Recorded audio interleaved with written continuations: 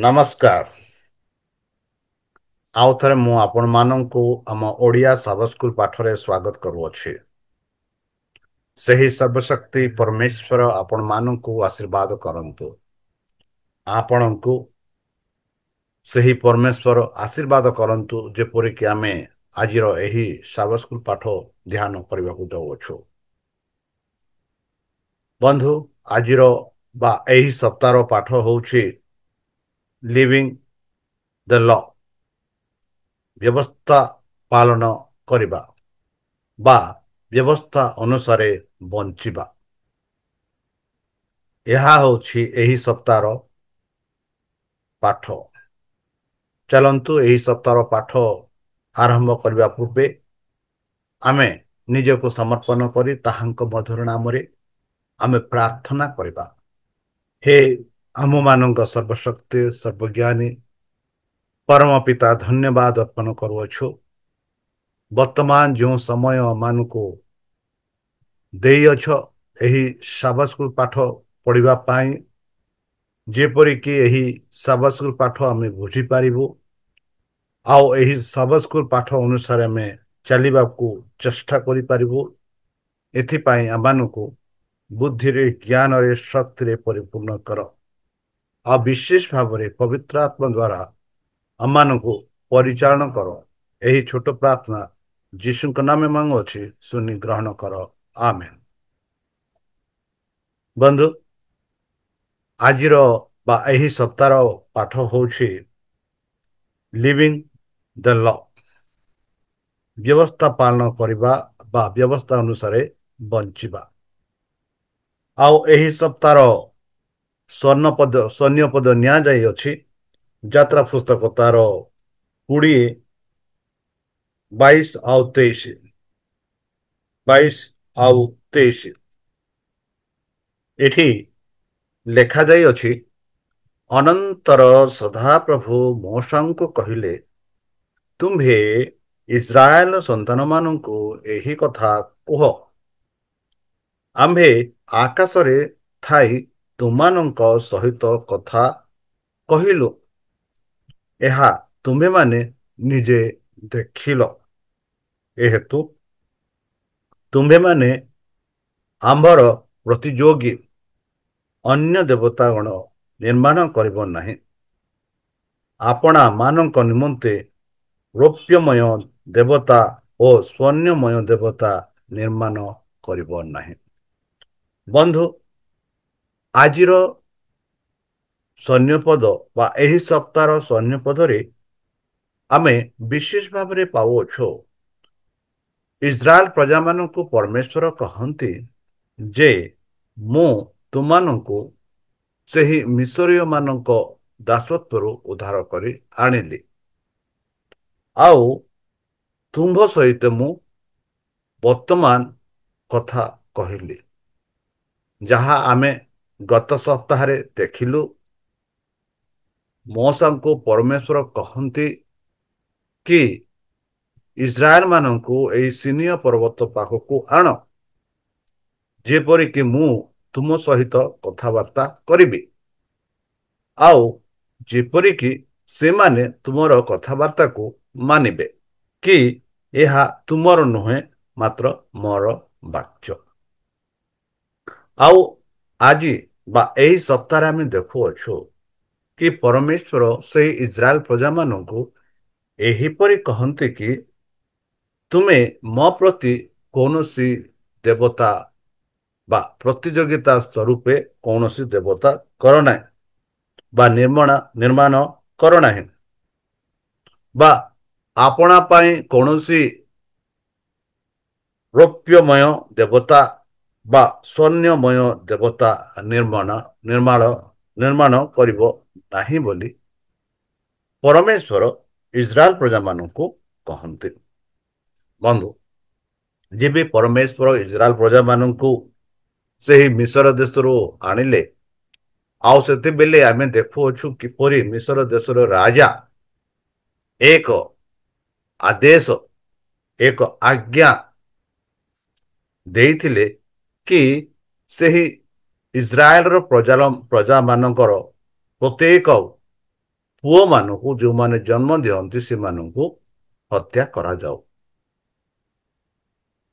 ବନ୍ଧୁ, ଆମେ ଦେଖୁ କିପରି ପରମେଶ୍ୱର ଏଇ ଯୋଉ ଘଟଣାକୁ କହୁଅଛନ୍ତି କି ପରମେଶ୍ୱର ଯଦି ଜଣେ ରାଜା ଏକ ଆଇନ ପ୍ରଣୟନ କରିଥିଲେ ଯେ ରାଜ୍ୟର ପ୍ରତ୍ୟେକ 18 ବର୍ଷୀୟ ବାଳକକୁ ମାଗଣା ଉଚ୍ଚ ଶିକ୍ଷା ପ୍ରଦାନ କରାଯିବ, ତେବେ ଅନେକ ଲୋକ ରାଜାଙ୍କ ଦାନଶୀଳତା ଏବଂ ତାଙ୍କ ଦେଶର ଉନ୍ନତି ପାଇଁ ଇଚ୍ଛାରେ ଏହି ପ୍ରମାଣକୁ ବିଚାର କରିବେ।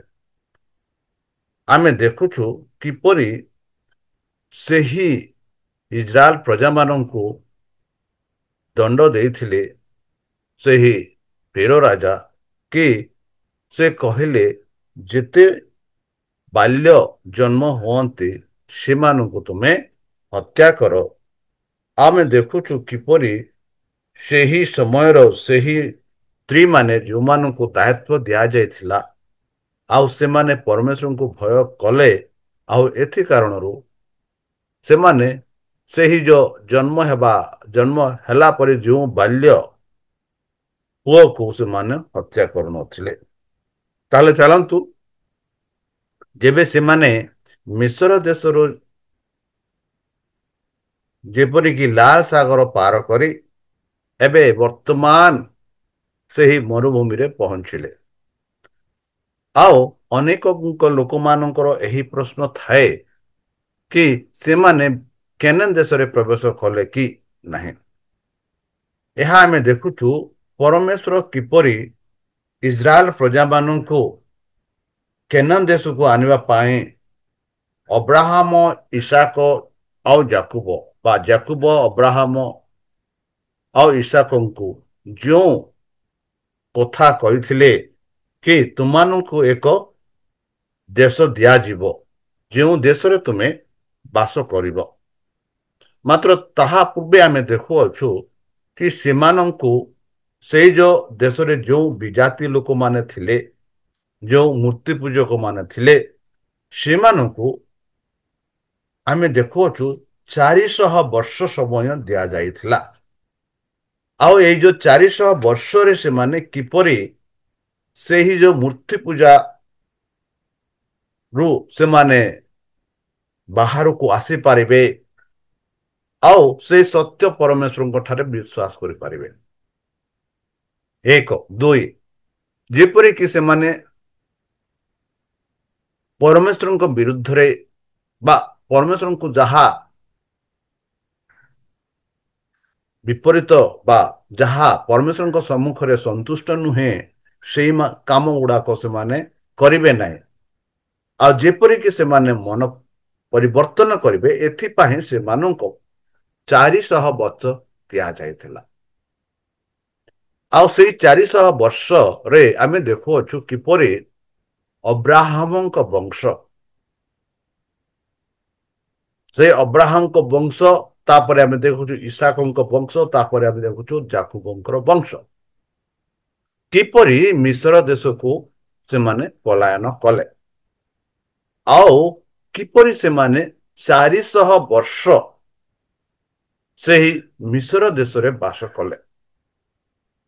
ଆଉ ଯେବେ ସେମାନେ ପ୍ରଥମ ଥର ମିଶ୍ର ଦେଶକୁ ପଳାୟନ କଲେ, ସେତେବେଳେ ନିଜ ସମ୍ପର୍କୀୟ ଲୋକ ସେ ସମୟରେ ସେଇ ଦେଶର ଯେଉଁ ଅଧିପତି ଥିଲେ ବା ଗଭର୍ଣ୍ଣର ଥିଲେ, ସେ ଥିଲେ ଯୋସେଫ।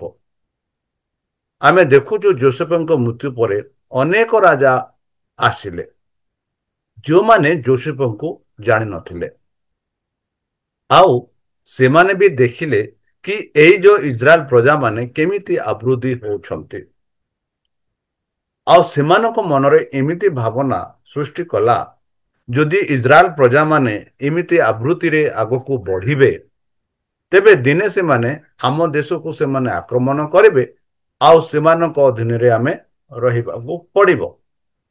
ଏଥିଯୋଗୁଁ ଆମେ ଦେଖୁ କିପରି ଫେରୋ ରାଜା ଆଦେଶ ଦିଅନ୍ତି କି ଇସ୍ରାଏଲ ପ୍ରଜାମାନଙ୍କ ଗୃହରେ ଯେଉଁ କୌଣସି ମାତା ଗର୍ଭଣୀ ହୋଇଛି ଆଉ ଗର୍ଭଣୀ ହେଲା ପରେ ଯଦି ଯେବେ ସେ ପ୍ରସବ କରିବ ଆଉ ପ୍ରସବ କଲା ପରେ ଯଦି ସେହି ପ୍ରସବ ସେହି ଛୁଆ ଯଦି ବାଲକ ତେବେ ତାକୁ ମରାଯାଉ ବୋଲି ଆଦେଶ ଦେଇଥିଲେ।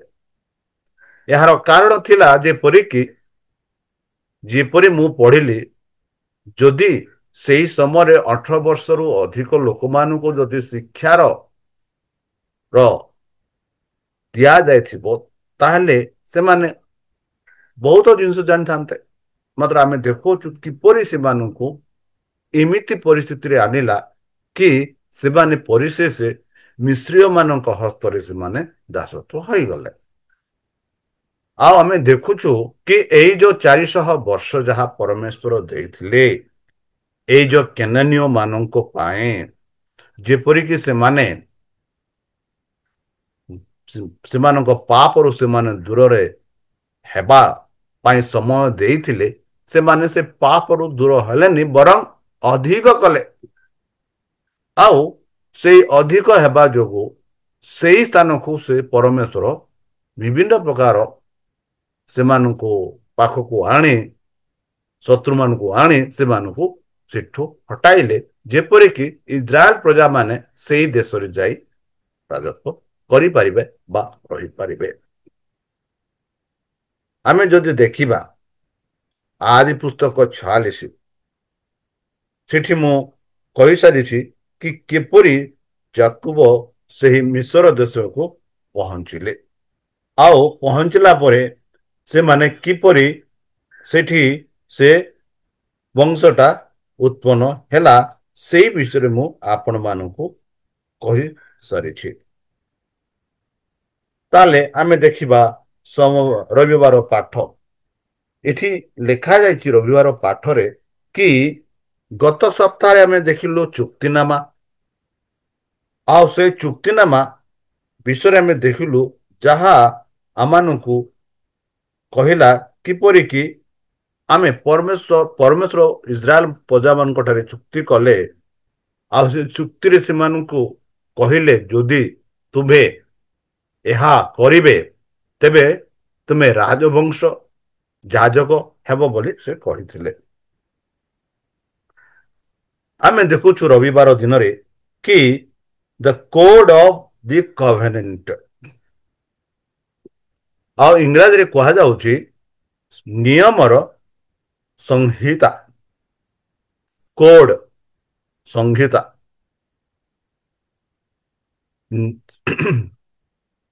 କ୍ଷମା କରିବେ ନିୟମରେ ପରମେଶ୍ୱର ତାଙ୍କ ନିୟମ ପ୍ରଦାନ କରିବା ସହିତ ତାଙ୍କ ଲୋକମାନଙ୍କୁ କିପରି ତାଙ୍କ ସହିତ ସମ୍ପର୍କ ସ୍ଥାପନ କରି ପବିତ୍ର ଜୀବନ ଯାପନ କରିପାରିବେ ତାହା ଶିଖାଇବା ପାଇଁ ଭିତ୍ତିମୂର୍ତ୍ତି ସ୍ଥାପନ କରିଥିଲେ। କିନ୍ତୁ ନିୟମର ନୀତିଗୁଡ଼ିକୁ ଦୈନନ୍ଦିନ ମାନେ ପ୍ରତିଦିନ ଜୀବନରେ ଯେପରି ସେମାନେ ପ୍ରୟୋଗ କରିପାରନ୍ତି ଏହା ଆବଶ୍ୟକ ଥିଲା। ତେଣୁ ପରମେଶ୍ୱର ସେମାନଙ୍କୁ ଅତିରିକ୍ତ ନିୟମ ଦେଇଥିଲେ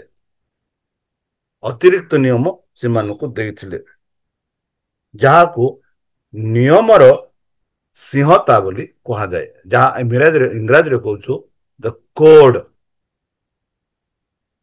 ଯାହାକୁ କୁହାଯାଏ ସିଂହତା। ଏହି ନିୟମ ଗୁଡ଼ିକୁ ଦେଖିବା ଏବଂ ସେଗୁଡ଼ିକ ସଠିକ ଭାବରେ ପ୍ରୟୋଗ କରିବା ବିଚାରମାନଙ୍କ ଦାୟିତ୍ୱ ଥିଲା ବୋଲି ଆମେ ଦେଖୁଅଛୁ। ବନ୍ଧୁ ଯେପରିକି ମୁଁ ଏହା ପୂର୍ବେ ଆପଣମାନଙ୍କୁ କହିଲେ ଇସ୍ରାଏଲ ପ୍ରଜାମାନେ ଦାସତ୍ୱ ରୂପରେ ରହିଲେ ଆଉ ଏହି ଯୋଉ ଦାସତ୍ୱ ଏବଂ ମୂର୍ତ୍ତି ପୂଜାକ ମାନଙ୍କ ଦ୍ୱାରା ଅନ୍ଧ ଏବଂ ହୀନ ହୋଇଥିବା ଲୋକମାନଙ୍କ ମନ ପରମେଶ୍ୱରଙ୍କ 10ଟି ନିୟମର ଦୂରଗାମୀ ନୀତି ଗୁଡ଼ିକ ସମ୍ପୂର୍ଣ୍ଣ ଭାବରେ ବୁଝିବା ପାଇଁ ପ୍ରସ୍ତୁତ କରିଥିଲେ। ଏହି 10ଟି ଆଜ୍ଞାର ଦାୟିତ୍ୱ ଗୁଡ଼ିକ ଅଧିକ ସମ୍ପୂର୍ଣ୍ଣ ଭାବରେ ବୁଝାଯାଇପାରିବା ଏବଂ କାର୍ଯ୍ୟକାରୀ କରାଯାଇ ପାରିବ। ବନ୍ଧୁ, ଏହି 10ଟି ଆଜ୍ଞାର ନୀତି ଗୁଡ଼ିକ ବର୍ଣ୍ଣନା କରି ଏବଂ ଏହାକୁ ଆମେ ପ୍ରୟୋଗ କରୁ, ଯେପରିକି ଏହି 10 ଆଜ୍ଞା ରୂପେ ଆମେ ଚାଲିପାରିବା। ଆଉ ଏହି ନିୟମ ଗୁଡ଼ିକ କୁହାଯାଉଛି ବିଚାର ବୋଲି କୁହାଯାଉଛି, କାରଣ ଯେଗୁଡ଼ିକ ଅନନ୍ତ ଜ୍ଞାନ ଏବଂ ସମାନତାର ଗଠନ କରାଯାଇ ନଥିଲା, ଏବଂ କାରଣ ଯେପରିକି ମ୍ୟାଜିଷ୍ଟ୍ରେଟ ମାନେ ସେମାନଙ୍କୁ ଅନୁସାରେ ସେମାନଙ୍କ ସେଇ ଯୋଉ ବ୍ୟବସ୍ଥା ଅନୁସାରେ ଲୋକମାନଙ୍କୁ ବିଚାର କରିପାରିବେ। ଯେବେ ଇସ୍ରାଏଲ ପ୍ରଜାମାନେ ମିଶ୍ର ଦେଶରୁ ବାହାରକୁ ଆସିଲେ, ଆଉ ସେମାନଙ୍କ ଠାରେ କିଛି ବ୍ୟବସ୍ଥା ନଥିଲା, ନିୟମ ନଥିଲା, ଆଉ ଏଇ ଯୋଉ ଗୋଷ୍ଠୀଙ୍କ ମାନଙ୍କ ମଧ୍ୟରେ ଯେବେ ବିଚାରକର୍ତ୍ତା ମାନେ ନିଯୁକ୍ତ କରାଯିବେ, ତେବେ ଏଇ ଯୋଉ ବିଚାରକର୍ତ୍ତା ମାନେ ଏଇ ଯୋଉ ନିୟମ ଅନୁସାରେ ସେମାନଙ୍କୁ ବିଚାର କରାଯାଇପାରିବେ। ଏଥିଯୋଗୁଁ ସେମାନଙ୍କୁ ଏଇ ଯୋଉ 10 ଆଜ୍ଞା ପ୍ରଦାନ କରାଯାଇଥିଲା, ଯାହା ଆମେ ଦେଖୁଅଛୁ ଯାତ୍ରା ପୁସ୍ତକ 21:1-23-19ରେ କି ଏହା ଏକ ବର୍ଣ୍ଣିତ ନିୟମର ସିଂହାତ ଅନେକ ଅଧ୍ୟୟନରେ ବର୍ଣ୍ଣିତ ହୋଇଛି। ମାନେ ଏଇ ଯୋଉ କୋଡ ଅଫ ବିଷୟରେ ଅନେକ ଭାବରେ ବର୍ଣ୍ଣିତ କରାଯାଇଅଛି। ବନ୍ଧୁ, ତାହେଲେ ଚାଲନ୍ତୁ ଆମେ ଦ୍ୱିତୀୟ ଦିନକୁ ଯିବା, ଯାହାକି ସୋମବାର ଦିନ। ଅଧିକ ଆଇନ, ମୋର ଲସ୍। ବନ୍ଧୁ, ଅଧିକ ଆଇନ ଯାହା ଆମେ ଦେଖୁଛୁ, ଏହା ଈଶ୍ୱରଙ୍କର ଦୟା। ଈଶ୍ୱରଙ୍କ ଦୟା ଯେପରିକି ଲୋକମାନଙ୍କୁ ଦିଆଯିବ, ଯାହା ଆମେ ଦେଖୁଅଛୁ ଏହି ଯୋଉ 10 ଆଜ୍ଞା ଛାଡ଼ି ଅଧିକ ନିୟମ ଦିଆଯାଇଥିଲା, ଯାହା ଆମେ ଲେବୀୟ ପୁସ୍ତକରେ ଏହି ଯୋଉ ଅଧିକ ନିୟମ ବିଷୟରେ ଆମେ ଦେଖୁଅଛୁ, ଯାହା ମୋଶାଙ୍କ ଦ୍ୱାରା ଲିଖିତ ହୋଇଥିଲା, ଯାହା ପରମେଶ୍ୱର ମୋଶାକୁ କହିଥିଲେ। ଆଉ ଏହି ଯୋଉ ଅଧିକ ବ୍ୟବସ୍ଥା ଯାହା ଆମେ ଦେଖୁଛୁ ବା ଆଜ୍ଞା ଦେଖୁଛୁ ବା ଆଇନ ଦେଖୁଛୁ, ଏଇ ଯୋଉ ଅଧିକ ବ୍ୟବସ୍ଥା ଯାହା ଇସ୍ରାଏଲ ପ୍ରଜାମାନଙ୍କୁ ଦିଆଯାଇଥିଲା, ଯେପରିକି ସେମାନେ ପରମେଶ୍ୱରଙ୍କର ଦୟାରେ ରହିପାରିବେ। ଏହା ହଉଛି ପରମେଶ୍ୱରଙ୍କ ଦୟା। ପ୍ରକୃତରେ ଏହା ହଉଛି ପରମେଶ୍ୱରଙ୍କ ଦୟାରେ, ଯେପରିକି ସେହି 10 ଆଜ୍ଞା ଛାଡ଼ି ଅନ୍ୟ ଆଜ୍ଞା ଦିଆଯାଇଥିଲା, ଯେପରିକି ସେମାନେ ପରମେଶ୍ୱରଙ୍କ ଦୟାକୁ ସେମାନେ ଜାଣିପାରିବେ, ଯାହା ଆମେ ଦେଖୁଛୁ ଯାତ୍ରା ପୁସ୍ତକ 21:33-22-15 ପର୍ଯ୍ୟନ୍ତ। ବନ୍ଧୁ, ପରମେଶ୍ୱରଙ୍କ ବିଭିନ୍ନ ପର୍ବ ଥିଲା, ଆଉ ସେ ଯୋଉ ବିଭିନ୍ନ ପର୍ବ ତା ପୂର୍ବେ ଏଇ ଯୋଉ ନିୟମର ବିଭିନ୍ନ ସମସ୍ୟା ଅନ୍ତର୍ଭୁକ୍ତ ଥିଲା, ଯେପରିକି ଲୋକକୁ ନିନ୍ଦା କରିବା କିମ୍ବା ଅପମାନିତ କରିବା କିମ୍ବା ନିୟମ, ଏହିପରି ନିୟମ ଗୁଡ଼ାକ ଥିଲା, ଯେପରି ଏଇ ଯୋଉ ନିୟମ ଗୁଡ଼ାକ ଦ୍ୱାରା ସେମାନଙ୍କୁ ବିଚାର କରାଯିବ। ଯେ କୌଣସି ପ୍ରକାର ପୋଷଣ ଚାହାନ୍ତି ନାହିଁ, ତାଙ୍କ ଦୟାରେ ପରମେଶ୍ୱର ମାନବ ହୃଦୟର ପାପପୂର୍ଣ୍ଣ ପ୍ରବୃତ୍ତି ସଂଶୋଧନ କରନ୍ତି ଏବଂ ଲୋକଙ୍କ ସ୍ୱାଭାବିକ ପ୍ରବୃତ୍ତିକୁ ନିୟନ୍ତ୍ରିତ କରନ୍ତି, ସମାଜକୁ ସୁରକ୍ଷିତ ରଖନ୍ତି, ମନ୍ଦ ଦୂର କରନ୍ତି ଏବଂ ଭଲ ଆନ୍ତରିକ ସମ୍ପର୍କ ଚାଷ କରାଯିବା ଆବଶ୍ୟକ। ଏଥିପାଇଁ ପରମେଶ୍ୱର ବିଭିନ୍ନ ପ୍ରକାର ଯୋଉ ନିୟମ ଦେଇଥିଲେ, ଯେପରିକି ସେମାନେ ପରମେଶ୍ୱରଙ୍କ ଠାରେ ଏକ ଘନିଷ୍ଠ ସମ୍ପର୍କ ରଖନ୍ତି। ତା ବାଦେ ଆମେ ଦେଖୁଅଛୁ ଇସ୍ରାଏଲ ପ୍ରଜାମାନଙ୍କ ମଧ୍ୟରେ ବିଶେଷ ଭାବରେ 3ଟା ପର୍ବ ଥିଲା, ଆଉ ସେ 3 ପର୍ବ ଆମେ ଦେଖୁଛୁ। ପ୍ରଥମ ପର୍ବ ହଉଛି ନିସ୍ତାର ପର୍ବ, ଯାହା ଆମେ କହୁଛୁ ପାସ୍ ଓଭର ଫେଷ୍ଟିଭାଲ, ଆଉ ଦ୍ୱିତୀୟରେ ଆମେ ଦେଖୁଛୁ ପେଣ୍ଟିକୋଷ୍ଟ କିମ୍ବା ଅମଳ ପର୍ବ, ହାର୍ଭେଷ୍ଟିଂ, ଅମଳ ମାନେ ହାର୍ଭେଷ୍ଟିଂ ପର୍ବ, କିମ୍ବା ସପ୍ତାହର ପୂର୍ବ ସେ ଯୋଉ ଅମଳ ପର୍ବ ପରେ ସେଇ ସପ୍ତାହର 50 ଦିନ ପରେ ଆଉ ଗୋଟିଏ ପର୍ବ ଆସୁଥିଲା। ଆଉ ସେଇ ପର୍ବ ହଉଛି ତମ୍ବୁ ପର୍ବ, ଯାହା ଆମେ କହୁଅଛୁ ଇଂରାଜୀରେ the festival of ଟ୍ୟାବରନାକଲ, festival of ଟ୍ୟାବରନାକଲ ବୋଲି ଆମେ ପାଉଛୁ, ଯାହା ଏହା ବିଭିନ୍ନ ମାସରେ ଆସୁଥିଲା। ଯେପରିକି ଯୋଉ ନିସ୍ତାର ପର୍ବ ଆମେ ଦେଖୁଛୁ ପ୍ରାୟତଃ ମାର୍ଚ୍ଚ ମଧ୍ୟଭାଗରୁ ଏପ୍ରିଲ ମଧ୍ୟଭାଗ ପର୍ଯ୍ୟନ୍ତ ହଉଥିଲା। ଆଉ ପେଣ୍ଟିକୋଷ୍ଟ କିମ୍ବା ଅମଳ ପର୍ବ, ଏହା ଆମେ ଦେଖୁଛୁ କି ପର୍ବର 7 ସପ୍ତାହ ପରେ, ଯାହା 50 ଦିନ ପରେ ଏଇ ଯୋଉ ତମ୍ବୁ ପର୍ବ ଆସୁଥିଲା, ଯାହା ଆସୁଥିଲା ପ୍ରାୟ ଆମେ ଦେଖୁଛୁ ସେପ୍ଟେମ୍ବର ଆଉ ଅକ୍ଟୋବର ମଧ୍ୟରେ ଆସୁଥିଲା।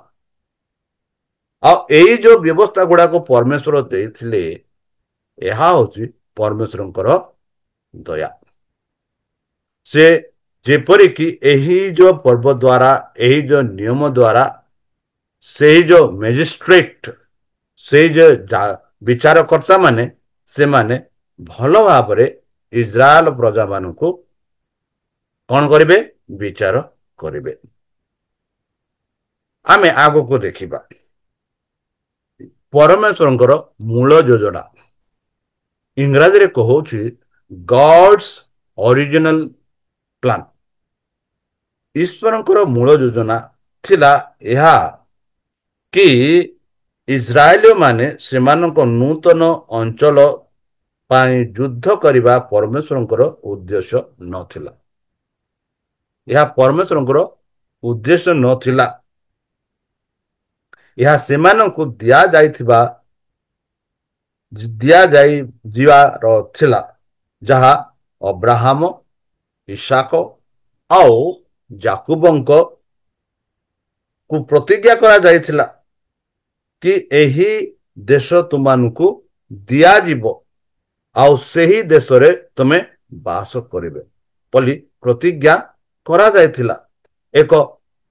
ଏହା ଏକ ଯାହା ଆମେ କହୁଛୁ ଏକ ଉପହାର ରୂପରେ ପରମେଶ୍ୱର ଅବ୍ରାହମଙ୍କୁ, ଯାକୁବଙ୍କୁ ଆଉ ଇସାକଙ୍କୁ ପ୍ରତିଜ୍ଞା କରିଥିଲେ। ଆଉ ଆମେ ଦେଖୁଅଛୁ ଏଇ ଯୋଉ ପ୍ରତିଜ୍ଞା, ଯାହା ଯାତ୍ରା ପୁସ୍ତକ 14:13-14 ପଢିବା, ଏଠି ଆମେ ପ୍ରଭୁ ଆଶ୍ଚର୍ଯ୍ୟଜନକ ଭାବରେ ହସ୍ତକ୍ଷେପ କରିଥିବାର ମିଶ୍ରୀୟ ମାନଙ୍କ ପରାସ୍ତ କରିଥିଲେ, ଯାହା ଆମେ ଦେଖୁଛୁ ପ୍ରାରମ୍ଭରୁ କି କିପରି ପରମେଶ୍ୱର ଆପଣା ହସ୍ତ ଦେଇ ଇସ୍ରାଏଲ ପ୍ରଜାମାନଙ୍କୁ ମିଶ୍ର ଦେଶରୁ ବାହାର କରି ଆଣିଲେ। ଆଉ ଦେଖୁଛୁ ଯେପରି ମୁଁ ଏହା ପୂର୍ବେ ଆପଣମାନଙ୍କୁ କହିସାରିଛି କି ଏହି ଯୋଉ ପ୍ରତିଜ୍ଞା ଅବ୍ରାହମକୁ, ଇସାକଙ୍କୁ ଦେଇଥିଲେ, ଯାକୁବକୁ ଦେଇଥିଲେ କି ତୁମର ସନ୍ତାନ ସନ୍ତତି ମାନେ ଏହି କେନାନ ଦେଶରେ ବାସ କରିବେ। ମାତ୍ର ସେମାନେ ବାସ କରିବା ପୂର୍ବେ ଯେଉଁ ଲୋକମାନେ ସେଇଠାରେ ବାସ କରୁଥିଲେ, ସେମାନଙ୍କୁ ପରମେଶ୍ୱର ସମୟ ଦେଇଥିଲେ ବୋଲି ମୁଁ ଏହା ପୂର୍ବରେ କହିସାରିଛି କି ଯେପରିକି ସେମାନେ ମନ ପରିବର୍ତ୍ତନ କରିବେ, ପାପରୁ ଦୂର ହୋଇପାରିବେ, ମୂର୍ତ୍ତି ପୂଜାକୁ ଛାଡ଼ିଦେବେ। ଏହା ପରମେଶ୍ୱର ଚାହୁଁଥିଲା। ମାତ୍ର ଆମେ ଦେଖୁଅଛୁ କି ଏଇ ଲୋକମାନେ ସେହିପରି କାମ କଲେ ନାହିଁ। ଆଉ ପରମେଶ୍ୱର ଯେଉଁ 400 ବର୍ଷ ଦେଇଥିଲେ, ସେଇ 400 ବର୍ଷ ପୂର୍ଣ୍ଣ ହେଲା। ଏବେ ଯେବେ ସେ ପୂର୍ଣ୍ଣ ହେଲା, ତେବେ ପରମେଶ୍ୱର ଯେଉଁ ପ୍ରତିଜ୍ଞା କରିଥିଲେ ଅବ୍ରାହମଙ୍କୁ, ଇସାକଙ୍କୁ ଆଉ ଯାକୁବଙ୍କୁ କି ତାଙ୍କର ସନ୍ତତି ମାନେ ଏହି ପ୍ରଦେଶର ବାସ କରିବେ, ସେଥିଯୋଗୁଁ ଆମେ ଦେଖୁଅଛୁ କିପରି ପରମେଶ୍ୱର ଆଶ୍ଚର୍ଯ୍ୟ କାର୍ଯ୍ୟ କରି ସେମାନଙ୍କୁ ମିଶ୍ର ଦେଶରୁ ଆଣି ଲାଲ ସାଗର ପାର କରି ବର୍ତ୍ତମାନ ସେହି ପ୍ରାନ୍ତରେ ସେମାନେ ଅଛନ୍ତି, ଯେଉଁ ଦେଶରେ ସେମାନଙ୍କୁ ପ୍ରସ୍ତୁତି କରାଯାଇଥିଲା, ପରମେଶ୍ୱର ପ୍ରସ୍ତୁତି କରିଥିଲେ ସେଇ ଦେଶକୁ ନେବା ପାଇଁ। ଏହା ଥିଲା ପରମେଶ୍ୱରଙ୍କର ଯୋଜନା। ତାପରେ ଆମେ ଦେଖୁଛୁ ଅନେକ ପ୍ରକାର ନିୟମ ଯାହା ପରମେଶ୍ୱର କରିଥିଲେ, ଯେପରିକି ଲୋକମାନେ ତାଙ୍କ ବିରୁଦ୍ଧରେ ଏଇ ଯୋଉ ବା ବିଶେଷ ଭାବରେ ପରସ୍ପର ଉପରେ ସେମାନେ ଯେପରି ବାଧା ନ କରିଦେବେ ବା ହତ୍ୟା ନ କରିବେ, ଅତ୍ୟାଚାର ନ କରିବେ, ଏଥିଯୋଗୁଁ ଆମେ ଦେଖୁଛୁ କି ଆମେ ଦେଖୁଛୁ ଇଂରାଜୀରେ ଆନ୍ ଆଇ ଫର୍ ଆଇ, ମାନେ ଯଦି କୌଣସି ବ୍ୟକ୍ତି କାହାକୁ ମାରିଦେଲା ଆଉ ମାରିଲା ପରେ ଆଉ ସେହି ସମୟରେ କିଛି ତାର ଆଖି କ୍ଷତି ହେଲା, ତେବେ ଯେଉଁ ବ୍ୟକ୍ତି ସେ ଆଖିକୁ କ୍ଷତି କଲା ସେହି ବ୍ୟକ୍ତିର ଆଖି ମଧ୍ୟ କଢାଯିବ। ଏମିତି କୁହାଯାଉଛି ଟିଟ୍ ଫର୍ ଟ୍ୟାଟ୍, ଯାହା କରିଲୁ ତାହା କରାଯାଉ। ମାତ୍ର ଆମେ ଦେଖୁଅଛୁ ନୂତନ ନିୟମରେ ପରମେଶ୍ୱର ଯୀଶୁଖ୍ରୀଷ୍ଟ ଏକ ସ୍ପଷ୍ଟ ରୂପରେ ସେ କହିଲେ। କାହିଁକି କହିଲେ? ସେ ଦେଖିଲେ ଯେ ଲୋକମାନେ ଯେଉଁ ବ୍ୟବସ୍ଥା ପରମେଶ୍ୱର ଦେଇଥିଲା ସେମାନଙ୍କୁ ଠିକ ରାସ୍ତାରେ ଯିବା ପାଇଁ, ସେହି ବ୍ୟବସ୍ଥାକୁ ସେମାନେ ପାଳନ କରୁନଥିଲେ। ଯଦି ମାଥ୍ୟୁ ତାର 5:38 ତାର 48 ପର୍ଯ୍ୟନ୍ତ ପଢିବା, ସେଠି ଆମେ ଦେଖୁଅଛୁ ଯୀଶୁ କିପରି ଏହି ଯୋଉ କଥା ଗୁଡାକ, ଏହି କଥା ବିଷୟରେ ସେ କହିଥିଲେ। ତୁମେମାନେ ଶୁଣିଅଛ, ଉକ୍ତ ଅଛି, ଚକ୍ଷୁର ପରିବର୍ତ୍ତେ ଚକ୍ଷୁ ଓ ଦନ୍ତର ପରିବର୍ତ୍ତେ ଦନ୍ତ, ମାନେ ଦାନ୍ତର ପରିବର୍ତ୍ତନ ଦନ୍ତ। କିନ୍ତୁ ମୁଁ ତୁମମାନଙ୍କୁ କହୁଅଛି, ଦୁଷ୍ଟର ପ୍ରତିରୋଧ କର ନାହିଁ, ମାତ୍ର ଯେ କେହି ତୁମର ଡାହାଣ ଗାଲରେ ଚାପୁଡା ମାରେ ତାହାକୁ ଅନ୍ୟ ଗାଳ ମଧ୍ୟ ଦିଅ। ଆଉ ଯେ କେହି ଯଦି ତୁମ ସହିତ ବିଚାର ସ୍ଥାନରେ ବିବାଦ କରି ତୁମର ଅଙ୍ଗରଖା ନେବାକୁ ଇଚ୍ଛା କରେ, ତାହାକୁ ଚାଦର ମଧ୍ୟ ଦେଇଦିଅ। କେତେ ସୁନ୍ଦର ଭାବରେ ଯୀଶୁଖ୍ରୀଷ୍ଟ ଏଇ ଯୋଉ ନିୟମ ବିଷୟରେ କହୁଅଛନ୍ତି। ଆଉ ସେ କହନ୍ତି, ଯେ କେହି ତୁମର କୋଷେ ଯିବା ପାଇଁ ବାଧ୍ୟ କରେ, ତାହା ସାଙ୍ଗରେ 2 କୋଷ ଯାଅ। ଯେ ତୁମର ମାଗେ ତାହାକୁ ଦିଅ, ପୁଣି ଯେ ତୁମଠାରୁ ଋଣ ନେବାକୁ ଇଚ୍ଛା କରେ ତାହା ପ୍ରତି ବିମୁଖ ହୁଅ ନାହିଁ, ମାନେ ତାହା ପ୍ରତି ତମେ ଦୂର ହୁଅ ନାହିଁ ବା ଦେବାକୁ ପଛକୁ ହଟ ନାହିଁ। ତୁମେମାନେ ଶୁଣିଅଛ, ଉକ୍ତ ଅଛି, ତୁମର ପ୍ରତିବାସୀ କି ପ୍ରେମ କର ଓ ତୁମର ଶତ୍ରୁକୁ ଘୃଣା କର। ତୁମର ପ୍ରତିବାସୀକୁ ତୁମେ ପ୍ରେମ କର ଆଉ ତୁମର ଶତ୍ରୁକୁ ତୁମେ ଘୃଣା କର ବୋଲି ଯାହା ତମେ ଶୁଣିଅଛ, କିନ୍ତୁ ମୁଁ ତୁମମାନଙ୍କୁ କହୁଅଛି, ତୁମମାନଙ୍କ ଶତ୍ରୁମାନଙ୍କ ପ୍ରେମ କର। ପୁଣି ଯେଉଁମାନେ ତୁମମାନଙ୍କୁ ତାଡ଼ନା କରନ୍ତି ସେମାନଙ୍କ ନିମନ୍ତେ ପ୍ରାର୍ଥନା କର। ମାନେ ଯେଉଁ ଲୋକ ତୁମମାନଙ୍କୁ ତାଡ଼ନା କରୁଛନ୍ତି ସେମାନଙ୍କ ନିମନ୍ତେ ତୁମେ ପ୍ରାର୍ଥନା କର, ଯେପରି ତୁମେମାନେ ସେମାନଙ୍କ ସ୍ୱର୍ଗସ୍ଥ ପିତାଙ୍କର ସନ୍ତାନ ହେବ। ସେ ତ ଦୁଷ୍ଟ ଓ ସ୍ତନ ଉଭୟଙ୍କ ଉପରେ ଆପଣା ସୂର୍ଯ୍ୟ ଉଦୟ କରନ୍ତି, ପୁଣି ଧାର୍ମିକ ଅଧାର୍ମିକ ମାନଙ୍କ ଉପରେ ବୃଷ୍ଟି ବର୍ଷାନ୍ତି। ଏହା ସାଧାରଣ ଭାଷା। ଯେବେ ବର୍ଷା ହୁଏ, ଯେବେ ସୂର୍ଯ୍ୟ କିରଣ ଆସେ, କେବେ ସେ ସୂର୍ଯ୍ୟ କିରଣ ଏମିତି ପରକ କରେ କି ଏହି ଜାଗାରେ ଅପରିଷ୍କାର ଜିନିଷ ଅଛି, ସେଠି ମୁଁ ସୂର୍ଯ୍ୟ କିରଣ ଦେବି ନାହିଁ, କି ଏହି ଜାଗାରେ ବିଜାତି ମାନେ ଅଛନ୍ତି ସେଇ ଜାଗାରେ ମୁଁ ସୂର୍ଯ୍ୟ କିରଣ ଦେବି ନାହିଁ, ବା ଏହି ଦେଶରେ ଏହି ଶତ୍ରୁମାନେ ଅଛନ୍ତି ସେଇ ଜାଗାରେ ମୁଁ ସୂର୍ଯ୍ୟ କିରଣ ଦେବି ନାହିଁ। ଆଉ ଦ୍ୱିତୀୟ ଉଦାହରଣ ଆମେ ଦେଖୁଅଛୁ ବର୍ଷା ବିଷୟରେ। ବର୍ଷା ଯେବେ ହୁଏ, ବର୍ଷା ଚାରିପଟେ ହୁଏ, କୌଣସି ଜାଗାକୁ ସେ ଫରକ କରେ ନାହିଁ। ମାନେ ଆମ ପରମେଶ୍ୱରଙ୍କ ପ୍ରେମ ହଉଛି ସେହିପରି। ପରମେଶ୍ୱର କାହାକୁ ଘୃଣା କରନ୍ତି ନାହିଁ, ପରମେଶ୍ୱର ସମସ୍ତଙ୍କୁ ପ୍ରେମ କରନ୍ତି। ସମସ୍ତଙ୍କୁ ପ୍ରେମ କରନ୍ତି। ଆଉ ଏଥିଯୋଗୁ ଏଇ ଯୋଉ ପ୍ରେମର ବିଷୟରେ ଯୀଶୁ ପ୍ରଭୁ ଆମମାନଙ୍କୁ ଏତେ ସରଳ ଭାବରେ ବୁଝାଇଛନ୍ତି କି ଜଣେ ଯଦି ଚାପୁଡା ମାରେ ଗୋଟିଏ ଗାଲରେ ତମେ ଆର ଗାଲ ଦିଅ ବୋଲି ଆମେ ଭଲ ଭାବରେ ଦେଖୁଅଛୁ କିପରି ଯୀଶୁ ଖ୍ରୀଷ୍ଟ ଆମମାନଙ୍କୁ ବୁଝାଉଛନ୍ତି କିପରି ଆମେ ପରମେଶ୍ୱରଙ୍କର ସନ୍ତାନ ହିସାବରେ ଅନ୍ୟମାନଙ୍କୁ ପ୍ରଦର୍ଶନ କରିପାରିବା।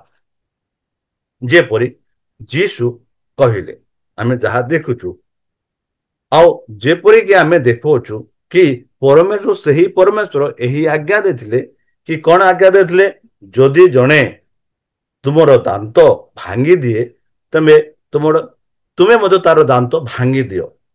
ଯଦି କେହି ତୁମର ଆଖି ଫୁଟେଇ ଦେଲା ବାହାର କରିଦେଲା ତେବେ ତୁମେ ମଧ୍ୟ ତାର ଆଖି ବାହାର କରିଦିଅ। ମାତ୍ର ଏଠି ପ୍ରଭୁ ଯୀଶୁ କହନ୍ତି କି ଏହା ସେମାନଙ୍କର ଯୋଉ ଆଚରଣ ଥିଲା, ଯେଉଁ ବିଚାର ଥିଲା, ଯେଉଁ ବ୍ୟବହାରିକ ଜୀବନ ଥିଲା, ସେଥିଯୋଗୁଁ ସେମାନଙ୍କୁ ପରମେଶ୍ୱର ସେମାନଙ୍କୁ କହିଲେ।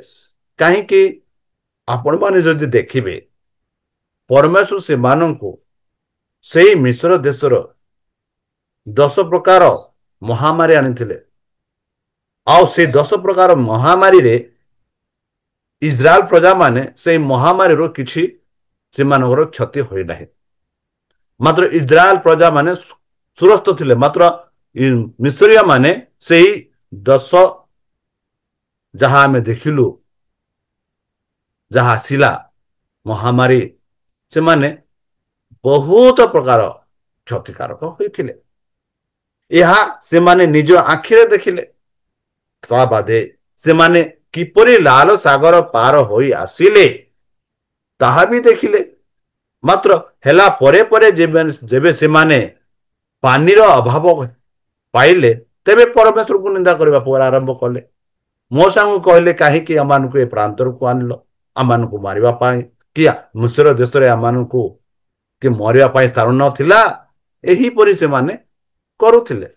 ଆଉ ଏଥି ଯୋଗୁ ପରମେଶ୍ୱର ସେମାନଙ୍କୁ ଏହି ନିୟମ ଦେଇଥିଲେ। ମାତ୍ର ପରମେଶ୍ୱର ଏହା ଚାହୁଁନଥିଲେ କି ଜଣଙ୍କ ଆଖି ଯେଉଁ ଅନ୍ଧ ବା ଯାହାର ଆଖି ଦେଇଛି ତାର ଯୋଉ ଅନ୍ୟ ଲୋକର ଆଖି ବୋଧେ ନିଆଯାଉ। ମାତ୍ର ସେଇ ଯୋଉ ବିଷୟରେ ଏଠି ଆମେ ଦେଖୁଛୁ ଯୀଶୁ ଖ୍ରୀଷ୍ଟ ସରଳ ଭାବରେ ବୁଝାନ୍ତି କି ତୁମର ଶତ୍ରୁକୁ ତୁମେ ପ୍ରେମ କର, ଯେପରିକି ତୁମ ସେହି ସଦାପ୍ରଭୁ ପରମେଶ୍ୱରକୁ ସେ କରିବ ଭୟ କରିବ ବୋଲି। ବନ୍ଧୁ, ଖ୍ରୀଷ୍ଟ ସାମାଜିକ ନିୟମ ଯାହା ଦିଆଯାଇଥିଲା ମୋସାଙ୍କ ଦ୍ୱାରା ସେ ଜାଣିଥିଲା ଏହାର ଉଦ୍ଦେଶ୍ୟ କଣ। ଆଉ ଏଥିଯୋଗୁ ମୋସାକୁ ପରମେଶ୍ୱର ଏହି ନିୟମ ଦେଇଥିଲେ ଯେପରିକି ଇସ୍ରାଏଲ ମାନେ ପରମେଶ୍ୱରଙ୍କ ଠାରେ ସିଦ୍ଧ ହୋଇପାରିବେ।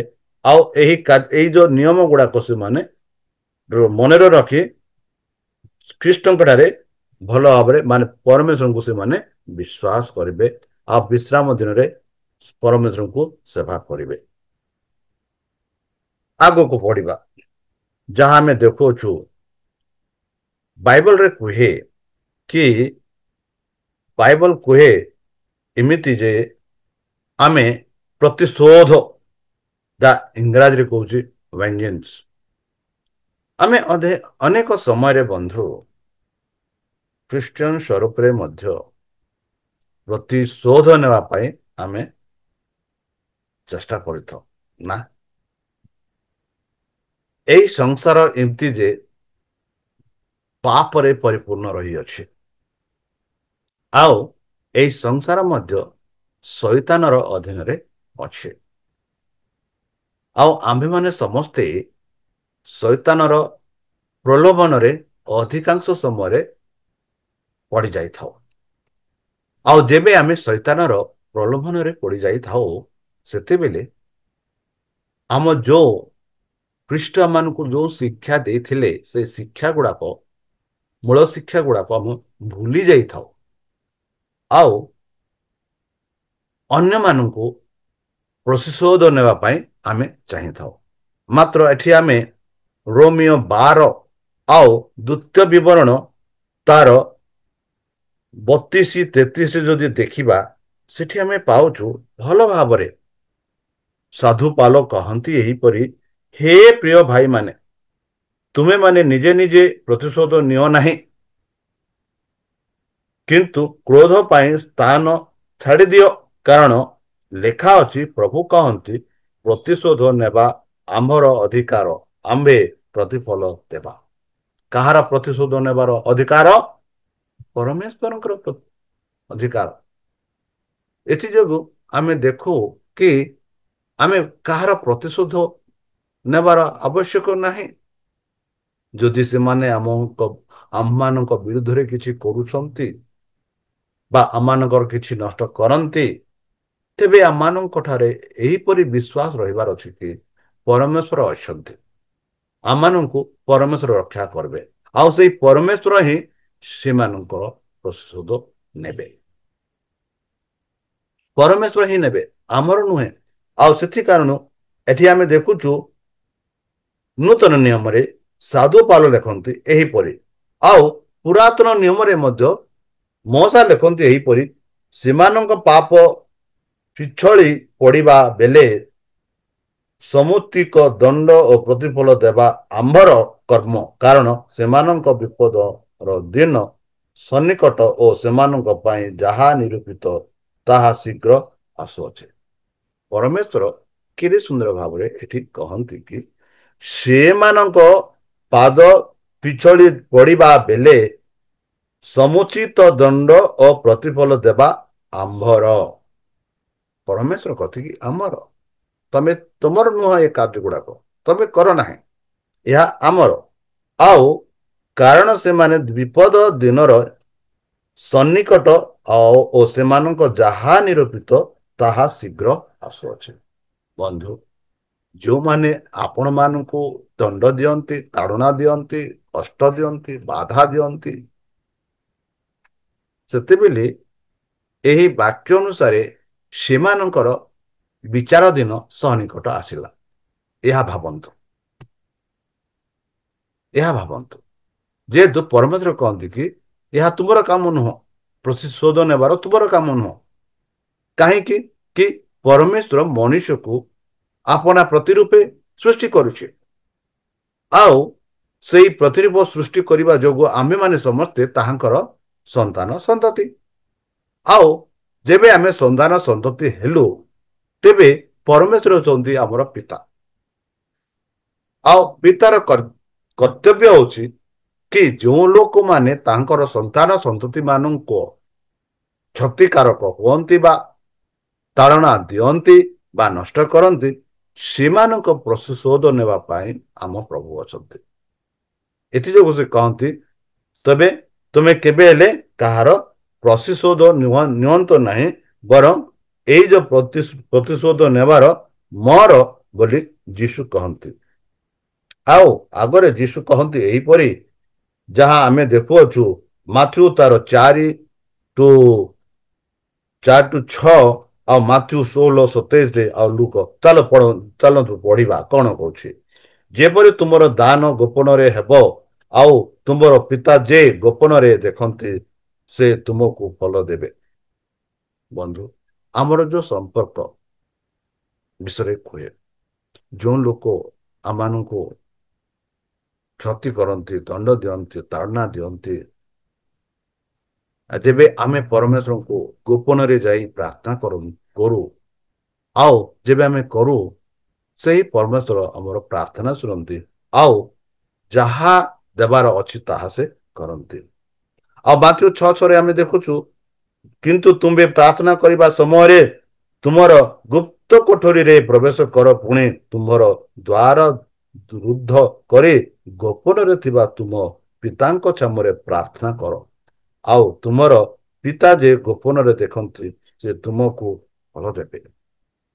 କେତେ ସୁନ୍ଦର ଭାବରେ ଆମେ ଯେବେ ପ୍ରାର୍ଥନା କରୁ, ଯେବେ ଆମେ ଦୁଃଖ ଅନୁଭବ କରୁଛୁ, କଷ୍ଟ ଅନୁଭବ କରୁଛୁ, ବାଧା ଅନୁଭବ କରୁଛୁ, କିଛି ବିମାର ଅନୁଭବ କରୁଛୁ, ସାମାଜିକ ର ସମସ୍ୟାର ଅନୁଭବ କରୁଛୁ, ଆର୍ଥିକର ସମସ୍ୟା ଅନୁଭବ କରୁଛୁ, ତେବେ ଏଠି କୁହାଯାଉଛି ପରମେଶ୍ୱରଙ୍କ ଦ୍ୱାରା ଯୀଶୁ ନିଜେ କହନ୍ତି ତମେ ଗୋପନରେ ଯାଅ, ଆଉ ସେଠି ସେଇ ଗୋପନରେ ସେହି କଥା ପରମେଶ୍ୱରଙ୍କ ଠାରେ କୁହ, ସେଇ ପରମେଶ୍ୱର ତୁମମାନଙ୍କୁ ସେହି ଫଳ ଦେବେ ବୋଲି କହନ୍ତି। ବନ୍ଧୁ, ମାଥ୍ୟୁ 16:17 ପୁଣି ମନୁଷ୍ୟ ପୁତ୍ର ଆପଣା ପିତାଙ୍କ ମହିମାରେ ନିଜ ତୁମମାନଙ୍କ ସହିତ ଆଗମନ କରିବେ ଏବଂ ସେତେବେଳେ ସେ ପ୍ରତ୍ୟେକ ଲୋକକୁ ତାହାର କର୍ମ ଅନୁସାରେ ଫଳ ଦେବେ। ଏହା ଏକ ମହତ୍ତ୍ୱ ଆଶା ଯାହା ପ୍ରତ୍ୟେକ ଖ୍ରୀଷ୍ଟଙ୍କ ଠାରେ ଥିବା ବ୍ୟକ୍ତିଙ୍କ ଠାରେ ଥିବାର ଅଛି କି ପରମେଶ୍ୱର କହନ୍ତି ସଦାପ୍ରଭୁ ପରମେଶ୍ୱର ଯୀଶୁଖ୍ରୀଷ୍ଟ ବହୁ ଶୀଘ୍ର ଆସିବେ, ଆଉ ଯେବେ ସେ ଆସିବେ ସମସ୍ତଙ୍କୁ ସେମାନଙ୍କ କର୍ମ ଅନୁସାରେ ସେମାନେ ତାଙ୍କର ଫଳ ପାଇବେ। ଯଦି ମୁଁ ଭଲ କାମ କରିଛି ତାହେଲେ ମୁଁ ଭଲ ଫଳ ପାଇବି, ଯଦି ମୁଁ ମନ୍ଦ କାମ କରିଛି ତାହେଲେ ସେ ମନ୍ଦ ଫଳ ମଧ୍ୟ ପାଇବି। ଏହି ପଦ ଦ୍ୱାରା ଆମମାନଙ୍କୁ ଜାଣିବାକୁ ପଡ଼ିବ ଯେ ପରମେଶ୍ୱରଙ୍କ ଠାରେ କେହି ଫରକ ନାହାନ୍ତି, ଯାହା କରନ୍ତି ତାହା ଅନୁସାରେ ସେମାନଙ୍କୁ ଫଳ ପ୍ରଦାନ କରନ୍ତି। ଲୁକ 6:23 କହୁଛି ସେହିଦିନ ଆନନ୍ଦ କରି ନୃତ୍ୟ କର, କାରଣ ଦେଖ ସ୍ୱର୍ଗରେ ତୁମମାନଙ୍କର ପୁରସ୍କାର ପ୍ରଚୁର, ଆଉ ସେହିପରି ତ ସେମାନଙ୍କ ପିତୃପୁରୁଷ ମାନେ ଭାବବାଦୀ ମାନଙ୍କ ପ୍ରତି କରିଥିଲେ। ମାନେ ଏହା ଯୀଶୁଖ୍ରୀଷ୍ଟ ଆମମାନଙ୍କୁ ସ୍ପଷ୍ଟ ରୂପେ କହିବାକୁ ଚାହାନ୍ତି ଯେ ଦେଖନ୍ତୁ ଏହା ତୁମମାନଙ୍କ ପାଇଁ ହଉନାହିଁ, ତୁମର ପିତୃପୁରୁଷ ମାନଙ୍କୁ ମଧ୍ୟ ହୋଇଥିଲା, ତୁମର ସବୁ ଭବିଷ୍ୟତ ଭକ୍ତ ମାନଙ୍କୁ ମଧ୍ୟ ହେଇଥିଲା, ଏହିପରି ଗତି କରିଥିଲେ, ଆଉ ସେମାନଙ୍କର ପୁରସ୍କାର ଅଛି ସ୍ୱର୍ଗରେ, ଆଉ ସେଇ ସ୍ୱର୍ଗରେ ଯାହା ଅଛି ତାହା ପାଇଁ ତୁମେ ଅପେକ୍ଷା କରେ ରୁହ। ଯେହେତୁ ପରମେଶ୍ୱର ଆମମାନଙ୍କର ଦୟାଳୁ ପରମେଶ୍ୱର, ଆଉ ସେଇ ପରମେଶ୍ୱର ତାଙ୍କର ଯେଉଁ ବିଧି ଗୁଡାକ ଅଛି ସବୁଠୁ ଭଲ ବିଧି, ଆଉ ଏଇ ବିଧି ଯାହା ଆମମାନଙ୍କୁ ପରମେଶ୍ୱରଙ୍କର ଚରିତ୍ରକୁ ପ୍ରଦର୍ଶନ କରେ, ଯାହା ପରମେଶ୍ୱର ହେଉଛନ୍ତି ପ୍ରେମ। ଏଥି କାରଣରୁ ପ୍ରିୟ ବନ୍ଧୁ, ଯାହା ଆମେ ଦେଖିଲୁ ସେହି ପରମେଶ୍ୱର ଇସ୍ରାଏଲ ପ୍ରଜାମାନଙ୍କୁ ସେହି ଯୋ ପର୍ବତ ଉପରେ ଦେଇଥିଲେ, ସିନିୟ ପର୍ବତରେ ଦେଇଥିଲେ ସେହି 10 ଆଜ୍ଞା ବା 10 ପ୍ରତିଜ୍ଞା, ତାହା ଉପରେ ଆମେ ନିର୍ଭର କରି ଚାଲିବାକୁ ପଡ଼ିବ, ପାଳନ କରିବାକୁ ପଡ଼ିବ। ଲିଭିଂ ଦ ଲ, ବ୍ୟବସ୍ଥା ପାଳନ କରିବା ମାନେ ଯେଉଁ ବ୍ୟବସ୍ଥା ମାନଙ୍କୁ ଦିଆଯାଇଛି ସେହି ବ୍ୟବସ୍ଥା ଅନୁସାରେ ଆମେ ଚାଲିବାକୁ ପଡ଼ିବ। ତାହେଲେ ଚାଲନ୍ତୁ ନିଜକୁ ସମର୍ପଣ କରି ତାହାଙ୍କ ମଧୁର ନାମରେ ଆମେ ପ୍ରାର୍ଥନା କରିବା। ହେ ଆମ୍ଭମାନଙ୍କ ସର୍ବଶକ୍ତି ପରମେଶ୍ୱର, ଧନ୍ୟବାଦ ଅର୍ପଣ କରୁଅଛୁ ବର୍ତ୍ତମାନ ଯେଉଁ ସାବସ୍କୃତ ପାଠ ଦ୍ୱାରା ତୁମ ସେହି ଆଜ୍ଞା ଯେପରିକି ଆମେ ପାଳନ କରିପାରିବୁ ତାହା ପାଇଁ ଆମମାନଙ୍କୁ ଶକ୍ତିରେ, ଜ୍ଞାନରେ, ବୁଦ୍ଧିରେ ପରିପୂର୍ଣ୍ଣ କର। ଶତ୍ରୁ ଶୟତାନ ହସ୍ତରୁ ଆମମାନଙ୍କୁ ଦୂରେଇ ରଖ, ଯେପରିକି ଆମେ ଆମ ଶତ୍ରୁକୁ ପ୍ରେମ କରିପାରିବୁ, ଯେପରିକି ଯାହା ମାନଙ୍କୁ କୁହାଯାଇଛି ସେ ବ୍ୟବସ୍ଥା ଅନୁସାରେ ଆମେ ଚାଲିପାରିବୁ। ଏଥିପାଇଁ ଆମମାନଙ୍କୁ ସାହାଯ୍ୟ କର। ଆଉ ପରିଶେଷ ଯେବେ ତୁମ ପୁତ୍ର ଯୀଶୁଖ୍ରୀଷ୍ଟ ଆପଣା ସହସ୍ର ଦୂତଙ୍କ ସହ ଆପଣା ସାଧୁମାନଙ୍କୁ ସଂଗ୍ରହ କରିବା ପାଇଁ ଆସିବେ, ସେତେବେଳେ ଆମମାନଙ୍କୁ ଏକ ବାସସ୍ଥାନ ଦେବ ବୋଲି ତ୍ରାଣକର୍ତ୍ତା ପ୍ରଭୁ ଯୀଶୁଙ୍କ ମଧୁରମୟ ନାମରେ ଏହି ଛୋଟ ବିକ୍ଷମ ଅଛି, ଶୁଣି ଗ୍ରହଣ କର। ଆମେନ୍। ପ୍ରଭୁ ଆପଣମାନଙ୍କୁ ଆଶୀର୍ବାଦ କରନ୍ତୁ, ଆଉ ମୁଁ ଆଶା କରୁଛି ଯେ ଆପଣମାନେ ଆମ ଏହି ସାବସ୍କୃତ ପାଠ ଅଧିକରୁ ଅଧିକ ଲୋକମାନଙ୍କ ଠାରେ ବାଣ୍ଟିବେ, ଯେପରି ଆମ ସାବସ୍କୃତ ପାଠ ଅଧିକ ଲୋକ ଦେଖିବେ, ଜାଣିବେ, ଆଉ ପରମେଶ୍ୱରଙ୍କ ଠାରେ ସେମାନଙ୍କ ଆଧ୍ୟାତ୍ମିକ, ଶାରୀରିକ, ମାନସିକ, ବୌଦ୍ଧିକ ରୂପେ ସମ୍ପୂର୍ଣ୍ଣ ରୂପେ ଏକ ସମ୍ପର୍କ ଗଠିତ ହୋଇପାରିବ। ଆଉ ଥରେ ପ୍ରଭୁ ଆପଣମାନଙ୍କୁ ଆଶୀର୍ବାଦ କରନ୍ତୁ। ଧନ୍ୟବାଦ।